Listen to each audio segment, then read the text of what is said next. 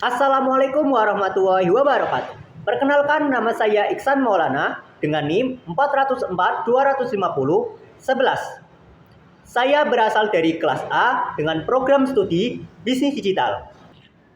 Saya membuat video ini untuk menyelesaikan tugas UTS mata kuliah Moderasi Beragama. Jadi di video kali ini saya akan mengangkat judul 9 nilai moderasi beragama. Baik, kalau begitu kita akan langsung memulai ke materinya. Yang pertama, kita bahas dulu mengenai pengertian moderasi beragama. Apa sih itu moderasi beragama? Jadi, moderasi beragama adalah sikap tengah dalam beragama yang tidak condong ke satu sisi secara berlebihan.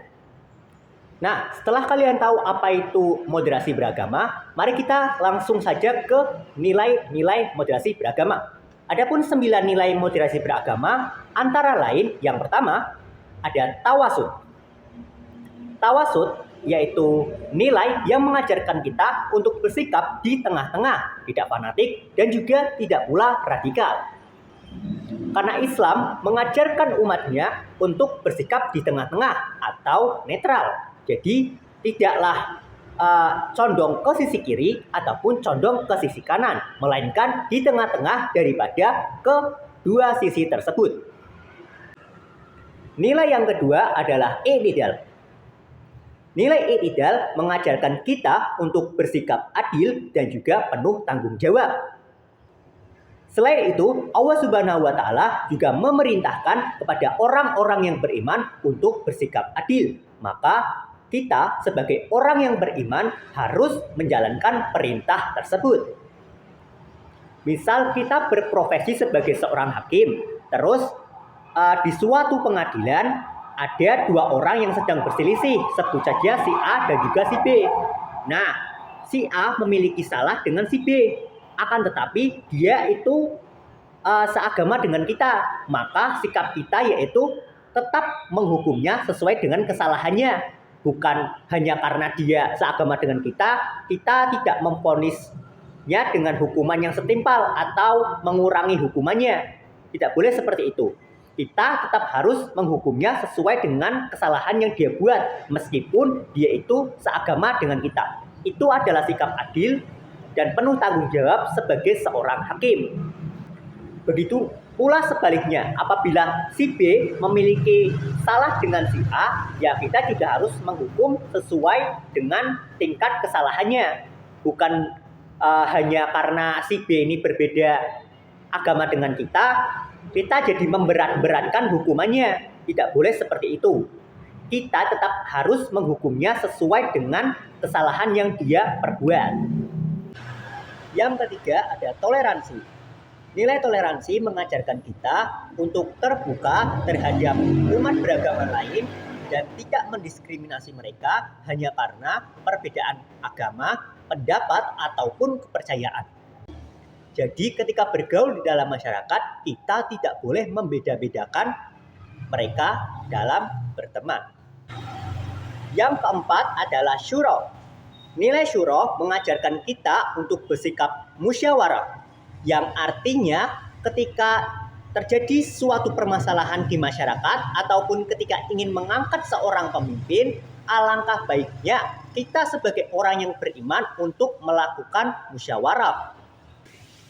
Karena dengan musyawarah kita jadi bisa mendengar dan mengetahui dari sudut pandang lain yang nantinya akan membuat keputusan akhir kita menjadi keputusan yang bijak dan didasarkan pada pertimbangan yang matang. Yang kelima adalah Islam.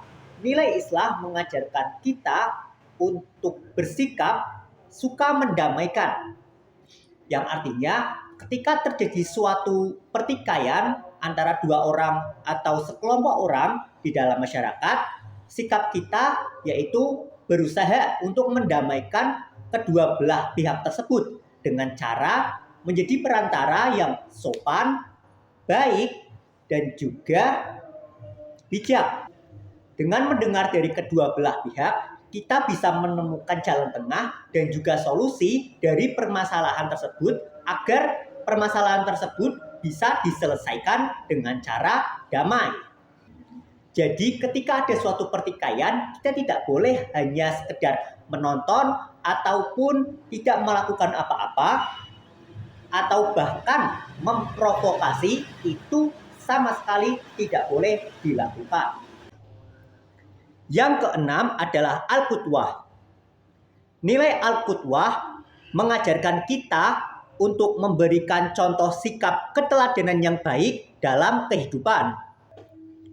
Seperti Rasulullah yang menjadi suri teladan yang baik bagi umat Islam, kita juga harus menjadi teladan yang baik bagi masyarakat di sekitar kita.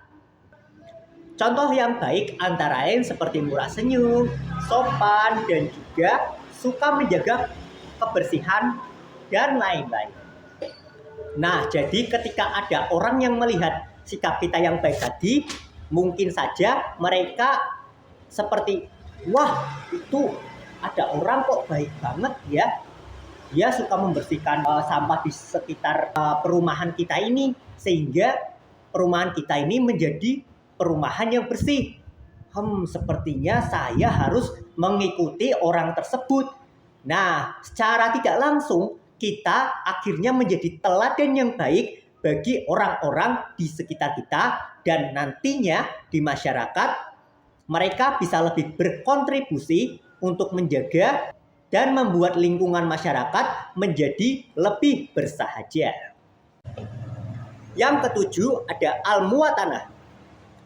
Nilai al-muwatanah mengajarkan kita untuk bersikap cinta terhadap tanah air kita. Saya tahu bahwasanya pada zaman sekarang ini banyak oknum yang ingin menjatuhkan citra tanah air kita ini. Akan tetapi kita sebagai orang yang beriman harus berusaha untuk menaikkan dan menjaga citra baik negeri kita ini, yang bisa kita mulai dari diri kita sendiri. Dan juga kita bisa memberikan dukungan kepada produk-produk dalam negeri supaya produk tersebut bisa dikenal di seluruh dunia dan bisa mengangkat citra negeri kita menjadi lebih baik lagi. Yang kedelapan ada al-launf. Nilai al-launf mengajarkan kita tentang sikap anti kekerasan. Pada zaman ini banyak sekali oknum-oknum yang mengatasnamakan Al-Quran dan hadis demi membenarkan kekerasan yang mereka perbuat untuk mencapai tujuan mereka. Padahal jikalau mereka memahami isi dari Al-Quran dan juga hadis tersebut, mereka tidak akan menggunakan kekerasan hanya untuk mencapai tujuan mereka. Karena sesungguhnya Islam mengajarkan kepada umatnya untuk mencapai tujuan mereka dengan cara yang baik. Apalagi kita ini hidup di negara hukum yang mana berlandaskan undang-undang. Maka dari itu kita tidak boleh asal menggunakan kekerasan hanya untuk tujuan kita, kecuali murni hanya untuk perlindungan diri. Yang kesembilan sekaligus yang terakhir ada i'tiraf al-urf. Nilai i'tiraf al-urf mengajarkan kita untuk memiliki sikap ramah budaya.